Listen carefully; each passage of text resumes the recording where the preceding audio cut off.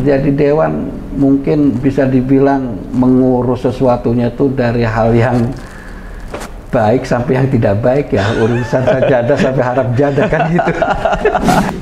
Keinginan saya belum terwujud melebarkan itu. Bisa melebarkan jalan Imam Bonjol.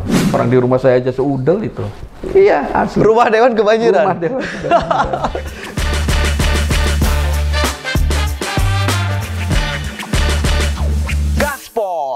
Ngebahas politik. Assalamualaikum, jumpa lagi bersama saya di segmen Gaspol. Teman-teman, di siang hari yang cukup panas ini, saya sudah ditemanin bersama Kang Babai Sohaimi. Pak, apa kabar Pak? Iya, terima kasih Kang Baraya. Rahmat Pak. Iya, okay, kita kenalan dulu. Ya. Kenalan dulu Kang Rahmat ya. Iya. Diawali Bismillahirrahmanirrahim. Iya. Assalamualaikum warahmatullahi wabarakatuh. Ya, saya Babai Sohaimi. Siap. Dari Partai Gerindra ya. Iya. Ya, pasti dari Partai Gerindra karena uniform saya juga udah putih nih. Mirip Pak Prabowo bajunya. Pastinya itu. Pak, Bapak di Komisi 1 ya Pak ya sekarang? Iya, di Komisi 1. Sebelumnya saya di Komisi 3, 7 tahun setengah saya. Oke Pak, kita ngobrol-ngobrol santai aja ya Pak ya? Iya. Nah, tadi Pak Babai bilang di Komisi 1, di Komisi 3, berarti udah 2 periode kalau nggak salah ya Pak ya? Malang melintang di komisi-komisi yang ada di DPR di Kota Cilegon. Iya. Nah, bisa diceritain nggak sih Pak, awal mula Bapak berkarir di partai politik, di dunia politik itu seperti apa tuh? Iya, terima kasih Kang Rahmat. Mungkin tidak banyak tahu juga kali ya orang. Ya. Artinya berkarir di politik itu saya bukan hanya di Gerindra. Oh, sebelumnya di mana tuh Pak? Bahkan 2009 saya tuh pernah jadi caleg juga di Partai PKS. Oh, di PKS, oke. Iya, 2009 saya PKS. Cuman belum beruntung. Iya, waktu itu. Dan 2014 karena ya satu hal bukan apa ya? Ya ada ketertarikan dengan seorang tokoh ya, sosok lah. Ya Prabowo tentunya yang menjadi magnet orang untuk bisa bergabung ya. Saya harus akui ya karena sosok itulah saya bergabung dengan Gerindra. Jadi Pak Babai dari PKS pindah ke Partai Gerindra tahun 2013 lah. 2013 ya, mau pileg 2014. Ya, berarti 2014. Pileg atau pemilu 2009-nya masih di PKS ya? Di PKS, iya. Itu 2013 bergabung di Gerindra. Di Gerindra, oke. Bapak nyalon di dapil yang sama? Di dapil yang sama, Cibeber Cilegon. Oh, kalau dulu dapil Cibeber Cilegon itu dapil 1 ya. Dapil 1, oke. Dapil 1 Cibeber Cilegon itu. Sekarang kan dapil 2 ya, pergantian nama doang sih. Oh, disebut dapil 2 sekarang ya? Dapil satunya Jombang Purwakarta. Ya. Tapi tetap kecamatannya 2 ini kan? 2. Ke Cibeber sama Cilegon. Cibeber Cilegon, pembagian kecamatan ada 8, dibikin 4 dapil ya. Gitu. Oke, tadi Pak Babai kan bilang pernah gagal atau belum beruntung lah. Belum beruntung ya. Nah, belum jodoh ya. Nah, kemudian terpilih. Nah, pas terpilih itu mungkin ada strategi khusus atau kiat atau memang karena faktor tadi itu sosok yang dikagumkan Bapak membawa juga semangat kepada semangat Bapak dan kemudian juga ke suara, perolehan suara gitu. Iya, karena emang pengalaman sebelumnya juga ngebawa saya untuk bisa bersosialisasi, bisa melakukan pendekatan dengan masyarakat harus seperti apa. Ya alhamdulillah di 2014 itu bisa sesuai dengan harapan yang saya inginkan kan gitu. Dengan melakukan pendekatan-pendekatan selalu ada di masyarakat, pendekatan-pendekatan kekeluargaan, baik itu membuat jaringan, baik itu membuat komunitas apa gitu tuh, yang akhirnya itu bisa dijadikan buat tim pemenangan di Pileg gitu. 2014 itu. Jadi emang kerjanya 1 tahun sebelum hari H pemilu udah kerja tuh ya, bikin jaringan itu ya, dengan tadi itu ya. Bukan 1 tahun bahkan. Dari gagal 2009 itu terus bekerja untuk melakukan pendekatan dan ingin tahu apa sih sebetulnya yang dikehendaki masyarakat itu untuk bisa kita wakili gitu di lembaga DPRD, di lembaga legislatif Kota Cilegon itu. Nah, apa sih yang mendasari Baba ini ikut terjun ke dunia politik, ke partai politik gitu? Ya, awalnya betul-betul saya senang berorganisasi sih. Saya senang berorganisasi kan. Saya waktu kuliah juga ya senang kumpul ya artinya berorganisasi lah. Masuk dalam organisasi mahasiswa. Dalam organisasi mahasiswa. Saya waktu itu tergabung di BPM, Badan Perwakilan Mahasiswa. 2016 ya, 2016. Saya kuliah masuk 93. 2000 berapa tadi? 93, 2000 5 tahun depan. Bukan 2000, maaf, sorry. 96 lah ya. 96. Iya, 96. Sebelum reformasi, sorry. Iya. Itu masuk kuliah? Masuk kuliah saya 93 di STIE Inaba namanya di Bandung, di Jalan Soekarno-Hatta, Indonesia Membangun. Lepas dari Inaba, mungkin ada satu hal yang kurang pas di saya, pindah ke Unpas, Pasundan. Di Fakultas Hukum. Jadi kan ya tadinya di ekonomi saya pernah 3 tahun banting setir ya. Iya, saya banting setir karena ngerasa kayaknya kurang pas nih, saya mungkin pasnya di sini. Ya alhamdulillah selesai di situ. Nah, di Unpas lah saya pernah berorganisasi di Badan Perwakilan Mahasiswa ya. Mungkin kalau di pemerintahan BPM itu seperti DPR-nya lah kan gitu. Gitu. Ya, kalau pemerintahan kan eksekutifnya, ya kalau DPRD kan ya lembaga perwakilannya seperti dia itu. Beda dengan BEM gitu. BEM itu sama dengan pemerintahan kan kira-kira. Pemerintahannya. Badan eksekutif kan. Kalau ini apa? BPM. Presma. Presiden mahasiswa itu mah. Iya, beda lagi ya. Beda mungkin istilah aja. Istilahnya, istilah saja mungkin lah. Istilah aja. BPN ya. Tapi saya BPM, Badan Perwakilan Mahasiswa. Ini kumpulan legislatifnya, mungkin yang itu eksekutifnya. Ya. Pembagiannya seperti itu. Dan kewenangannya juga ya pengontrol saja waktu itu juga kebetulan gitu. Bahasa tupoksinya sama kan gitu. Tupoksi kontrol. Tapi ya bedanya kalau sekarang kan bahasa tupoksi itu ya kontrol, ya legislasi, ya bagiat kan. Budgeting, controlling, dan legislating ya. Membuat BCL tuh. BCL, budgeting, controlling, legislasi, iya benar. Satu lagi apa pengawasan istilahnya? Iya, pengawasan kan dikontrolin gitu ya. Iya benar. Untuk mempermudah aja. Foksidan itu apa gitu, BCL gitu. Jadi emang udah terbentuk ya, suka dengan organisasi. Iya, udah terbentuk. Di waktu masih kuliah udah. Ada minat itu ya Pak ya? Udah betul-betul nggak bisa kalau kita tidak berkumpul, itu istilahnya seperti itulah ya. Selepas dari ya Bandung pulang membantu kegiatan orang tua, ya saya menikah di 2004.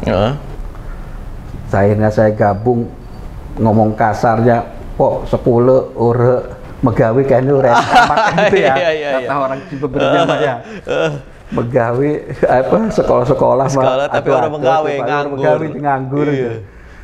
Ya sebetulnya gimana kitanya sih ya. Saya juga sebetulnya tidak ini, tapi karena pekerjaan PNPM itu sama mengurusi masyarakat gitu tuh. Karena kita kan pendampingan PNPM itu. Pendampingan terhadap kegiatan. Ya ujung-ujungnya paham akhirnya kita pembuatan drainase itu bagaimana, pemasangan paving bagaimana, kan kerjanya seperti itu. Biasanya kan ke jalan lingkungan, lebih ke situ ya. Pengolahan ekonomi bergulir seperti apa gitu tuh. Ya manfaatnya luar biasa. Saya merasakan ikut dan bergabung di PNPM itu modal dasar saya lebih dalam bermasyarakat. Itu kan program pemerintah pusat kalau nggak salah. Pemerintah pusat waktu Di SBY. era Pak SBY ya. Di era Tapi Pak SBY. ketika Pak Jokowi kemarin nggak ada ya. Nggak ada, karena dianggap mungkin sudah final kali ya. Udah final, udah Diganti selesai dengan ya. program-program lainnya yang lebih mungkin istilah memodifikasi mah lebih ke arah yang sempurna. Kayaknya sih lebih dialihkan ke itu bantuan desa itu. Iya. Ya, Kan ujungnya makan sama. ujung-ujungnya kan tetap sama ya. kan dari Ujung-ujungnya sama pemerintah di desa membangun lingkungannya. Gitu. lingkungan Kalau seperti kemarin itu. Pak SBY yang libatinnya ya tadi itu Iya. konsultan seperti Kang Babay tadi. Kalau sekarang langsung di desa ya. Lumayan lama di situ karena 2009 ya gagal itu, saya diminta gabung lagi sampai 2014 Di PNPM itu. di PNPM itu. Oh. Kurang lebih berarti 8 tahunan saya Iya. di PNPM itu. Meskipun nggak jadi. Iya. Udah sih. Iya. Tetap Nggak jadi masih ditawari pendampingan untuk aja bisa dulu ini, gitu ya. ya. Ya belajar banyak dari situ ya.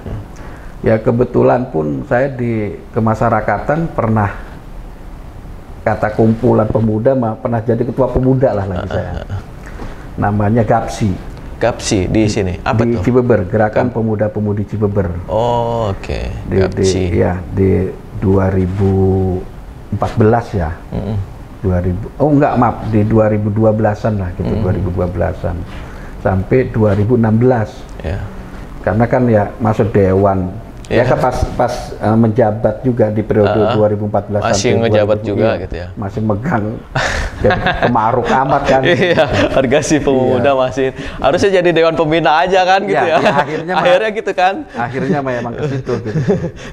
Dan memang sangat manfaat sih berorganisasi itu dijadikan dasar untuk kita di lembaga. Iya. Nah, menariknya Kang Babay kan dari PKS ke Gerindra. Apa yang membuat berpindah partai gitu? Selain tadi kagum sama sosok ya Pak Prabowo, faktor apa yang lainnya gitu? Iya betul. Ini juga tidak lepas dari upaya orang-orang Gerindra juga ya mengajak saya gitu untuk bergabung. Ya salah satunya almarhum Syihabuddin Siddiq. Salah satunya. Ya keduanya dan Haji Hasbi Siddiq yang sekarang wakil ketua 1 itu juga sangat mempengaruhi keputusan saya bergabung dengan punya Gerindra. Andil lah istilahnya ya, bergabungnya itu ya. Selain mungkin memang sesuai platformnya barangkali. Ya tadi itu ya karena emang terkait ketertarikan dengan tokoh sosok diajak pula gitu. Kira-kira seperti itulah ya. Diajak juga gitu. Ya akhirnya ya udah mungkin inilah gitu tuh. Dan kebetulan ya emang di Gerindra saya banyak belajar juga lagi gitu untuk berorganisasi politik secara lebih baik lagi, lebih mendalam lagi. Dan banyak masukan dari senior-senior di Gerindra gitu.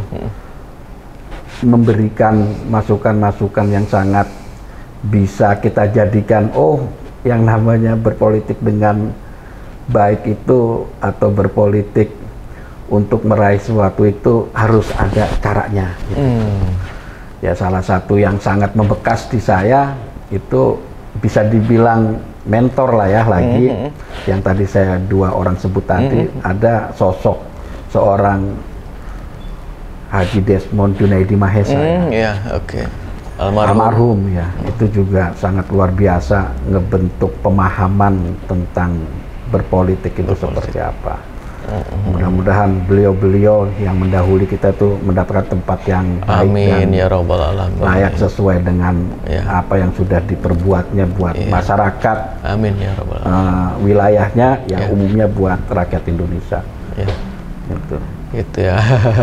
Itu seorang guru bagi saya, Kang almarhum Syihabuddin Siddiq, almarhum Desmond Junaidi Mahesa. Itu orang-orang yang sangat luar biasa dan orang yang berpengaruh ngebentuk saya sampai hari ini gitu. Ya saya cukup kenal dekat juga dengan beliau. Bahkan asik orangnya. Asik betul. Bahkan dulu sempet kerjasama lah. Saya partnernya dalam pencalonan dulu masih DPR Kota Cilegon ya beliau ya. 3 periode ya. Kalau nggak salah belum di Gerindra tuh. PKPU ya. PKPU ya, PKNU ya. Kalau nggak salah ya. Iya. Nah, jadi Mas Umi juga mungkin. Enggak, kalau Mas Uni belum saya. Pas PKNU itu luar biasa ya, PKB terakhir kan. Terakhir PKB. Pesan bendera ke saya. Bikin baligo lewat saya gitu. Karena dulu banner-banner baligo itu belum banyak yang bikin, masih harus order ke Jakarta kan. Iya, saksi lah saya, beliau orang-orang baik. Dia orang baik. Memang gayanya seperti itu, tapi unik ya, baik banget gitu. Memberikan pelajaran tapi tidak menggurui. Iya, gitu. benar. Itu tuh yang saya tangkap juga dari beliau. Iya. Makanya gabung tuh akhirnya ke Gerindra tuh ya. Ya sosok-sosok seperti itulah yang akhirnya ini nih saya butuh gitu. Dan alhamdulillah dapat kursi. 2014 itu 3 kursi. Minus dari dapil Grogol Merak. Grogol Merak ya. Berarti ketika di 2019 naik ya. 2019 6 kursi. 6 kursi ya. Kepemimpinan Haji Hasbi. Alhamdulillah. Dapat posisi pimpinan. Posisi pimpinan wakil ketua 1. Ya cukup 6 kursi. Berapa ya? Ya lumayan banyak ini juga hal-hal yang bisa dijadikan pelajaran ya, hal-hal yang dijadikan ya betul berpolitik itu ya seperti ini kan. Berarti naiknya kursi juga berdampak saat Pilpres kemarin ya, Pak Prabowo punya magnet sendiri. Nah sekarang kan nyalon lagi nih. Ya alhamdulillah kan Prabowo di periode kemarin walaupun kalah, Kota Cilegon kan menang. Betul. Umumnya Banten juga kan 60% itu, lebih bahkan mungkin. Bahkan di Banten kan dapat kursi ketua. Nah iya. Ya kan? Di periodisasinya Bang Desmond, almarhum, itu unsur pimpinan hampir merata di 8 kabupaten kota. Terisi ya? Iya, terisi. Bahkan kalau tidak salah kita pegang ketua kabupaten kota itu Kota Serang, Kabupaten Lebak, Kabupaten Pandeglang. Ketua itu ya? Ketua. Ya, plus dengan ketua DPRD Provinsi Banten. Iya. Lainnya ya wakil 1, wakil 2, wakil 1, wakil 2 gitu. Artinya luar biasa beliau mempunyai konsep yang sangat hebat buat kemenangan itu. Ya mudah-mudahan juga ini diteruskan ya oleh penerusnya. Itu dia gitu tuh. yang ingin saya tanyakan di tahun yang Pilpres sekarang nih, Pileg sekarang, kira-kira akan bisa bertahan atau justru naik 2 kali lipat? Kalau saya meyakininya naik.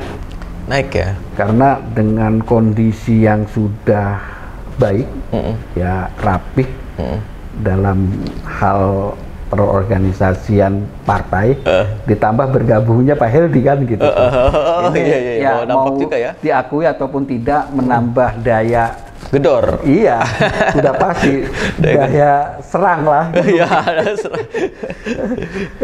berkompetisi lebih ini lagi gitu tuh. Dengan catatan ya beliau seorang kepala daerah kan.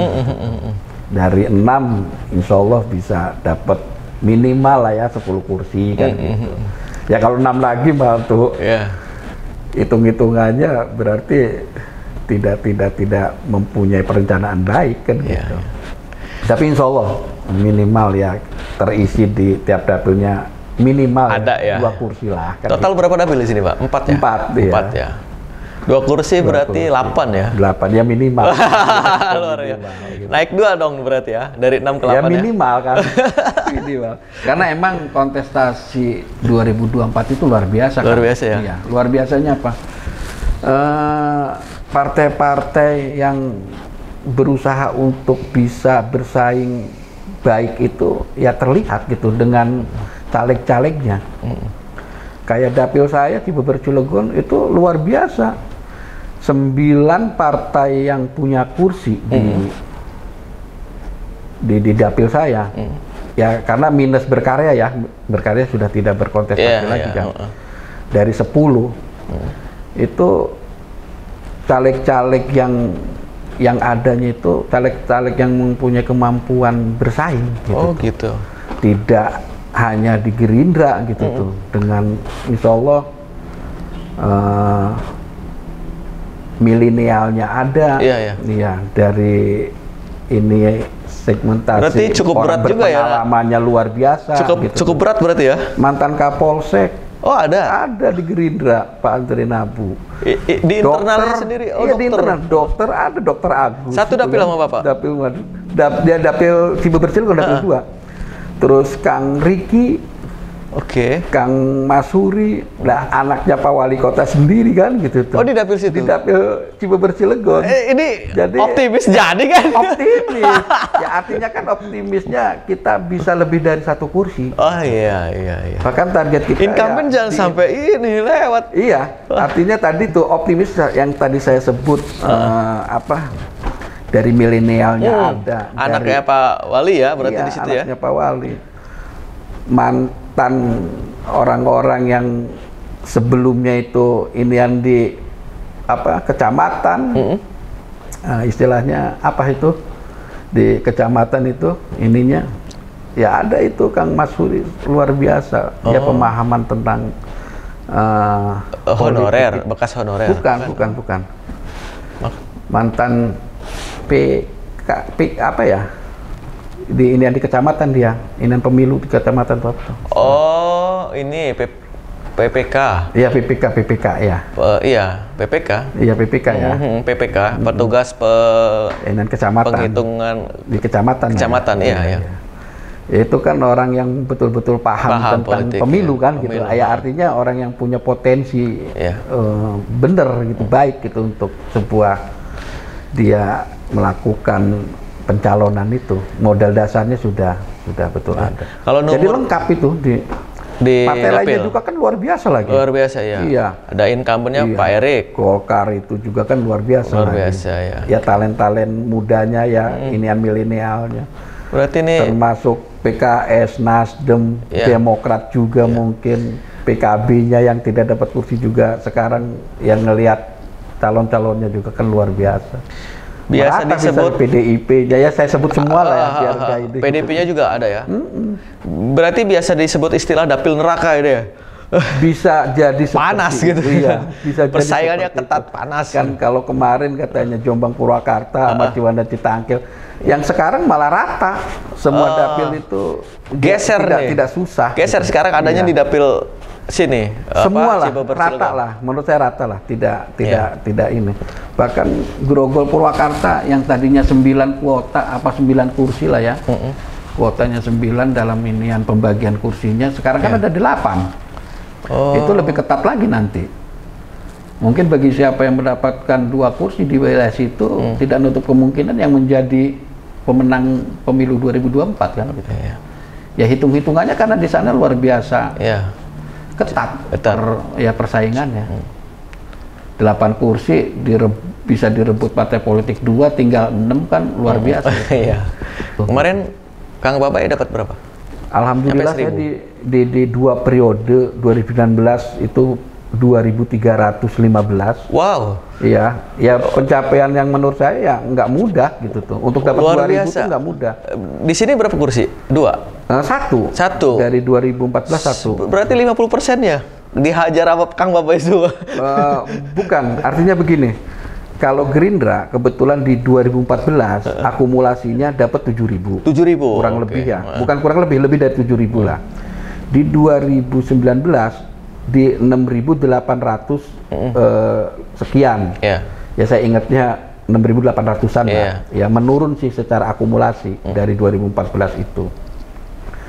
Itu ya bisa mendapatkan 1 kursi setengah lah kasarnya ya gitu tuh. Lebihnya lumayan. Karena di partai lain dapat 3.200, 3.500 bisa dapat 1 kursi. Ya sistem bilangan pembagi pemilih atau Sanlek Murni atau apa itu sebetulnya pembagiannya sama sih menurut saya gitu ya. Menurut saya pembagian untuk 1 kursi itu kan kalau kemarin dibagi ganjil 1, 3, 5 dan seterusnya. Kalau kemarin 2014 bilangan pembagi pemilih. Suara sah dibagi kuota lah itunya harga kursi gitu. Ya untuk sementara ini sih saya pernah menghitung itu ya baru Golkar yang lebih dari 1 di Dapil Cibeber. Di Dapil Cibeber itu 2009 3 kursi Golkar. iya 2009 ya 2009 2014 2 kursi Wow. 2019 2 kursi Kemarin jadi 2 baru kursi Golkar lagi. baru Golkar di Dapil Iya, di Cibeber dapil Cilegon sini. ya baru Golkar yang lebih dari 1 kursi itu. Ya, di 2024 ya insya Allah Gerindra lah gitu. Mau Karena hitung-hitungannya tadi para calegnya juga caleg-caleg yang mempunyai kemampuan bersaing lah ya. Iya. Dari 1 sampai 10-nya itu ya diminimalkan misalkan dapat 1000-an udah 10.000 ya. Ya mudah menghitungnya Iya, gitu. iya. Walaupun nanti penyumbang suara 5 atau 6 orang yang 2000-an ya udah lebih dari 12.000 kan. 12.000 ya. Kalau membahasakan aman untuk 2 kursi itu berapa perolehan suaranya? Misal gitu ya. Kalau bagi saya yang menghitung dari periode ke periode itu di angka 11 sampai 12.000 itu 2 kursi gitu. Karena 11.000 atau 12.000 dibagi 3-nya kan 4.000. Iya. Sedangkan kita masih sistemnya yang kemarin 2019. Iya. Walaupun itu pakai sistem pembagian pemilih pun menurut saya sama. Di Aman, angka akumulasi itu 2 kursi itu insya Allah dapat gitu. Nah, selama 2 periode menjadi dewan, pengalaman apa yang berkesan, Pak?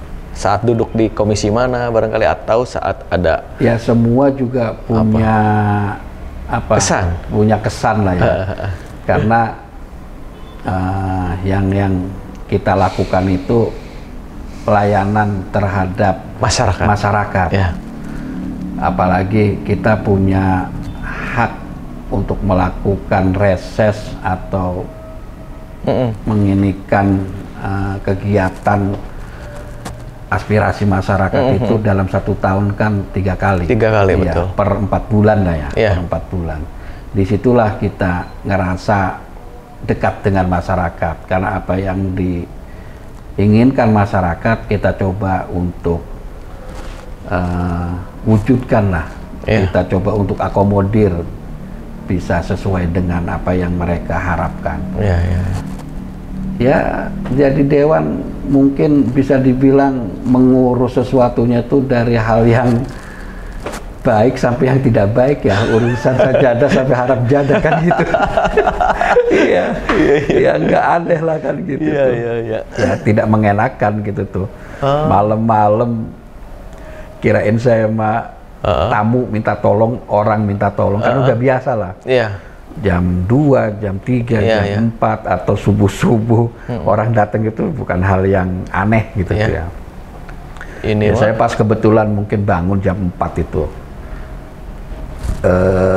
Pintu garasi rumah itu bunyi gitu. Dan emang saya sengaja garasi itu tidak tak perbaiki halus gitu ya. Karena biar orang masuk itu kedengeran. Saya bilang sama istri, waduh mah kayaknya orang nih minta ya seperti biasa gitu ya. Nggak tahunya apa, maling motor. Iya, nggak tahunya maling motor. Ya ketahuannya kan motor jalan. Waduh, bukan tamu, maling keluar langsung udah jauh kan. Oh iya. Nggak sempet ini ya? Nggak sempet, udah jauh. Padahal posisi ya kebetulan tahu ya, iya, ada. Ya belum ada CCTV ya waktu itu. Sekarang udah pasang CCTV, udah pasang CCTV. Dan itu pengalaman 2015-an saya itu. 15 ya. Periode pertama jadi dewan. Jadi dewan langsung kembali. Tapi kan orang mah yang nggak seneng mah beda aja ya ngomongnya. Anu lah gitu, itulah kan gitu. Tapi ya sudahlah, itulah. Betul. Suka dan dukanya mungkin ya. Hal-hal yang tadinya kita anggap bisa menolong orang, nggak taunya musibah buat saya kan gitu. Iya. Barang hilang maksudnya gitu. Itu. Kang, sebelum pertanyaan terakhir minum dulu, Kang. Oh iya, ini ada Barayamuk. Barayamuk. Ya, terima kasih, Kang. Terakhir nih, aspirasi apa yang maksudnya aspirasi warga apa yang sampai sekarang belum terwujud untuk diperjuangkan? Nah itu saya ada nggak tuh? Ada. Saya 9 tahun lah, mau 9 tahun ya, karena tinggal 1 tahun lagi kan. Iya, iya. Di bulan Oktober ini. Saya 2024 September itu mungkin masa periode akhir periode sekarang gitu toh. Dari awal dan sampai hari ini untuk bisa mewujudkan Jalan Imam Bonjol ya, khususnya saya. Jalan Imam Bonjol diperlebar itu yang masih jadi PR saya itu. Saya perjuangkan terus. Permasalahannya apa? Ya banyak hal lah. Saya tidak harus menyalahkan siapa-siapa. Tapi itu di Dapil Cibeber ya. Jalan Imam Bonjol itu jalan protokol. Itu ada Notaris Tabrani, tembusnya ke PCI. Ya, itu jalan sempit, namanya Jalan Imam Bonjol. Ya, dia dari dulu juga sempit gitu tuh. Sampai hari ini mungkin masyarakat membangun sedikit melebar, gitu. Akhirnya kan bikin sempit. Diduga gitu. Ini mah ya. Saya juga tidak menyalahkan siapa-siapa. Yang pasti keinginan saya belum terwujud melebarkan itu. Bisa melebarkan Jalan Imam Bonjol. Walaupun ya bukan saya aja yang melakukan, yang melakukan upaya itu. Teman-teman dari Dapil 1 pun ya mensupport untuk bisa itu diperbaiki sesuai harapan kita ya, sesuai harapan masyarakat. Nah kan maksud saya di bulan ini atau di bulan depan kan pembahasan APBD 2024 masuk nggak itu? Sebelumnya juga masuk terus. Kan? Hanya nggak terlaksana. Ya, nggak terlaksananya. Ada hal ini gitu, ada ya sudah, ya kita tidak harus memaksa lah. Ini dianggarkan lagi nggak? Dianggarkan. Alhamdulillah di 2024 juga kita anggarkan lagi untuk banyak hal persiapan ke arah itu. Memang biasanya kendalanya pelebaran jalan itu masyarakat sih emang. Minta harga tinggi ya. Iya itu. Ya itu yang. Padahal kan ada tim apresial yang menghitung kan. Sebetulnya tinggal diserahkan di tim apresial aja sih hal itu mah. Yang terima tidak terima orang. Iya kan bisa pemerintah melakukan itu kan. Pemerintah sudah sangat maksimal sih melakukan itu. Ya tinggal ini mah menguji kesabaran doang mungkin ya. Tapi kalau target saya untuk ini ya di 2025 maksimal itu emang harus sudah terwujud lah gitu. Terus penanganan banjir lagi kan mungkin Akang juga sering dengar bahwa Cibeber malah langganan banjir kan kalau sudah musim penghujan ya itu langganan banjir. Ya kami sebetulnya sudah melakukan banyak upaya untuk itu. Normalisasi kali, bikin tembok penahan tanah atau TPT, kita melakukan ya tadi tiap tahun normalisasi itu gitu tuh. Ya nyatanya masih belum saja mengatasi, tapi setidaknya apa yang kita sudah lakukan itu mengurangi durasi ya. Yang biasanya banjir itu sampai bertahan 6 jam, mungkin alhamdulillah sekarang lewat doang 1-2 jam sudah gitu tuh. Titiknya di mana sih tuh? Titiknya persis di Cibeber Barat. Persis di Cibeber Barat Jalan Imam Bonjol itu. Oh, di situ ya? Iya. Jadi permasalahannya selain jalannya sempit, butuh pelebaran, juga banjir ya. Kompleks banget masalahnya. Bahkan terakhir banjir besar itu 2017 ya. 2017 itu. Itu banjir besar sampai kasarnya masuk rumah warga. Karet. Bukan lagi masuk itu untuk mengevakuasi itu. Tim perahu karet pun. Perahu karet ya, tim masuk karet, situ ya. Masuk gitu. Evakuasi warga. Evakuasi warga itu. Ya udah masuk ke rumah. Orang di rumah saya aja seudel itu. Iya, asli. Rumah dewan kebanjiran. Rumah dewan gitu. Mungkin nanti kalau bisa dilebarkan di kanan kirinya bisa dikasih drainase kan ya. Itu untuk mengurangi banjir. Kalau dilebarkan setidaknya nanti juga ada betonisasi jalannya itu setinggi 20 sentian lah. Kalau betonisasi kan seperti itu kan. Saya rasa itu juga bisa mengurangi tadi banjir itu nantinya. Yang tadinya sejam ya bisa setengah jam aja lah kan cepet. gitu tuh. Banjir lewat istilahnya. Banjir lewat gitu tuh. Saya pengennya karena menghilangkan itu mah rasanya sulit ya. Yang saya ingat pun banjir itu tahun 87 juga sudah pernah di situ. Iya loh, kok Babe ingat tahun 87 karena emang ada kejadian ya, rumah saya sama juga ini gitu lagi seperut gitu tuh, seudel kayak seperti itu, surut ada ular gedenya luar biasa itu Kang. Iya ya, keingetnya tuh seperti itu. Iya. Tapi paling tidak mau meminimalisir, yang jangan sampai dalam satu tahun tuh beberapa kali banjir gitu tuh. Enggak seperti itu gitu. Ya hujan-hujan sedikit lama ya lewat aja lah airnya. Gitu. Jangan lama-lama ya. Iya, jangan lama-lama lah. Gitu. Sejam aja ya. Iya. Ya kalau bisa setengah jam lah, setengah jam juga gitu. Itu. Siap, Kang. Terima kasih banyak, Bang. Saya doain ini harapan terakhir ya tadi itu membebaskan lahan masyarakat untuk pelebaran jalan. Semoga, kemudian membangun drainase bisa tercapai ya, Bang ya. Ya drainase sudah sih. Oh sudah ada ya. Sudah. Ya tadi tuh upaya-upaya selain pelebaran, selain inian jalan. Udah kita lakukan untuk menangani banjir tadi itu. Tapi mungkin belum cukup gitu tuh. Harus mungkin melibatkan bukan kampung Cibeber aja, kampung lainnya seperti Sambirata, walaupun masih dalam satu kelurahan. Melibatkan mungkin kelurahan lainnya, Kali Timbang, Cibereko, karena kan aliran sungainya kan dari situ. Tapi ya sama. Dewan Erik aja rumahnya kebanjiran. Iya 2017an itu di situ juga ya. Dewan kan lagi. Iya. Sama ya, dua dewan di situ kebanjiran ya. Masuk ke rumahnya juga walaupun ya tidak tinggi-tinggi, enggak separah di Cibeber gitu. Kang Babai ya, Polsek Cibeber itu kan langganan banjir ya. Gitu, iya. Oke Kang, terima kasih banyak Kang atas waktunya. Makasih udah ngisi podcastnya sama Baraya nih, Banten Raya. Mudah-mudahan lain waktu bisa ngobrol lagi ya Pak ya. Oke teman-teman, itu lagi obrolan saya bersama dengan Kang Babai. Saya ucapkan wabillahi taufiq wal hidayah. Wassalamualaikum warahmatullahi wabarakatuh. Bye bye.